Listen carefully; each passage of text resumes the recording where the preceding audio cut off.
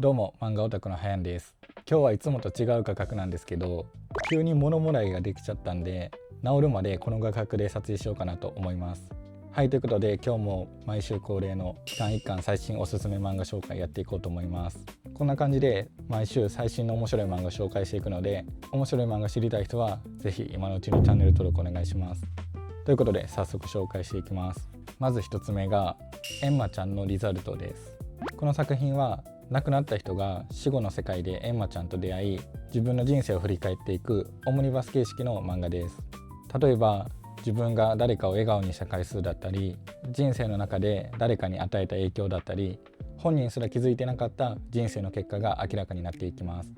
まずこの漫画注目してほしいのがこの帯ですね。早々のフリーレンのアウラとタッチの上杉和也と名探偵コナンの松田迅平から推薦されてます。この帯の演出はこの漫画でしかできないなと思いますね。だからコレクター目線で見てもめっちゃいいなって思います。でこの漫画の内容の話に戻るんですけど、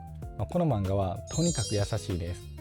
亡くなった人の人生を振り返る話なんで、ちょっと重くて悲しい作品なのかなと思う人もいるかもしれないんですけど、全然そんなことないです。その人が生きていた間に誰かに与えていた影響や本人も知らなかった人生の意味が明らかになっていって、この人の人生にもちゃんとこんな意味があったんだと思わせてくれるところがほんまに温かいんですよね。基本的には1話ごとに違う人物を描くオムニバス形式です。ただそれぞれの話が完全に独立しているわけじゃなくて、前の話で何気なく登場していた人物や出来事が次の話につながっていたりするんですよ。小さな伏線が散りばめられていて、それが後の話で回収された時に物語の見え方が変わるのも面白かったです。感動してめちゃくちゃ号泣するっていうよりは、心がじんわりあったかくなって気づいたら涙が出ているような作品でした。優しいヒューマンドラマ的な作品が好きな人はおすすめです。2つ目は神読む2人です。神にまつわる記憶や過去を読む力を持った兄と、人とは違う異形の姿をした弟が各地に存在する神々を巡っていく和風ファンタジーです。まず独特な絵柄と物語による没入感がほんまにすごいです。キャラクターのデザインとか自然の描き方とかコマの中に漂っている空気まで、他の少年漫画とは少し違う雰囲気を感じます。でも読み進めていくと、この絵柄だからこそ作品の世界観に説得力が生まれているんかなって思います。読んでいる感覚も普通の漫画っていうより、昔からその土地に伝わってきた伝記や神話とか昔話を読んでいるような不思議な感覚でした。物語を外から眺めるっていうより、ほんまにその世界の中を主人公の兄弟と一緒に旅しているような没入感があります。独特な世界観の漫画や神話や民話のような物語が好きな人にはかなり刺さると思います。3つ目は血液感染です。ウイルスによって一部の人間が異能力を手に入れた世界を舞台にしたダークな異能力バトル漫画です。能力を消滅させる特殊な力を持つ主人公が終わらないデスゲームを止めるため、能力者たちとの戦いに巻き込まれていくお話です。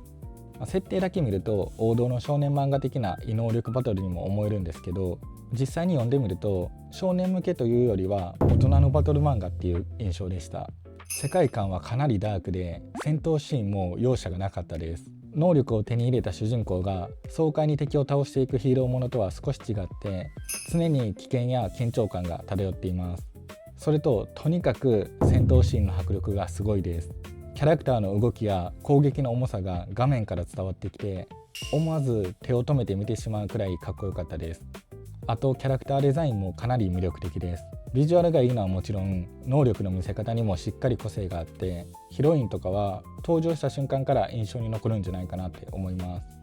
かっこいいキャラクター、迫力のあるバトル、ダークな世界観、さらにお色気まで入ってます。帯に坂本レイズの鈴木先生からのコメントで、男子が好きなものが詰まってますって書いてるんですけど、まさにその通りやなって思います。少し大人向けのシーンもあるんですけど、ぜひ読んでほしい漫画ですね。2巻がもうすぐ出ると思うんで、ぜひ今のうちに読んでみてください。めちゃくちゃ面白かったです。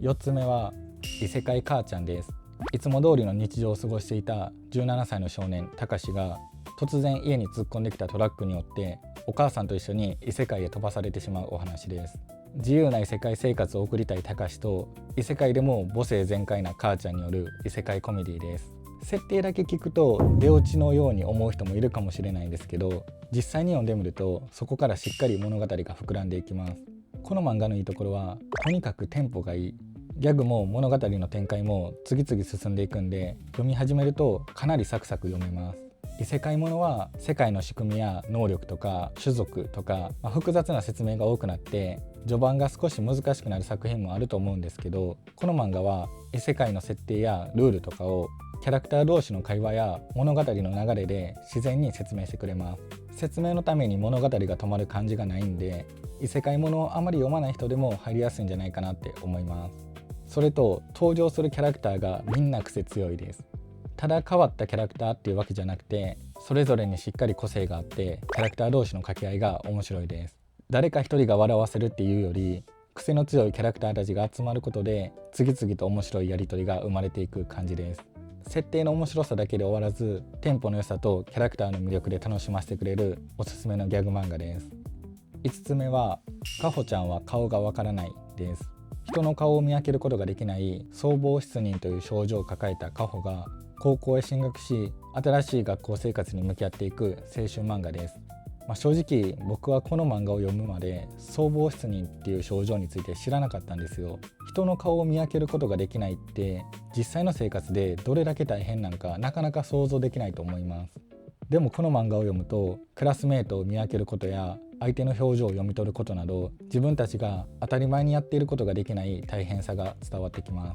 す。でもこの漫画のいいところは、カホが自分の症状を悲観するわけじゃなくて、友達と普通に学校生活を送るために努力しているところです。クラスメートの髪型とか声とか顔以外の特徴をノートに書き留めて一人一人を覚えようとしています。毎日の学校生活そのものが大変なはずやのに、それでも前向きに周囲の人たちと関わろうとする姿がほんまにけなげで応援したくなります。ただどれだけ努力しても相手を間違えてしまったり、顔がわからないことが原因ですれ違いやトラブルが起きたりします。カホには全く悪気がないことが分かっているだけに、正直見ていてこれはかわいそうやなって胸が苦しくなる場面もありました。相貌失認という症状を扱っているので、もしかしたら重くて暗い話に思う人もいるかもしれないんですけど、この作品そのものは暗い話ってわけじゃなくて、めちゃくちゃまっすぐな青春漫画です。僕はこの漫画を通して実際こういう悩みを抱えている人もいるんだということが知れてよかったです。ただ普通に青春漫画としても面白いので、たくさんの人に読んでほしいなって思います。はい、ということで期間1巻の最新おすすめ漫画5選でした。今回僕が個人的に推したいのは血液感染ですね。バトルも迫力あったし、ストーリーもめっちゃ面白くて、これからもっと人気になってほしいなと思う漫画でした。ということでこの動画が面白かった、参考になったっていう人はぜひチャンネル登録、高評価、ハイプよろしくお願いします。来週もまた面白い漫画紹介するので楽しみにしていてくれたら嬉しいです。それでは本日もご視聴いただきありがとうございました。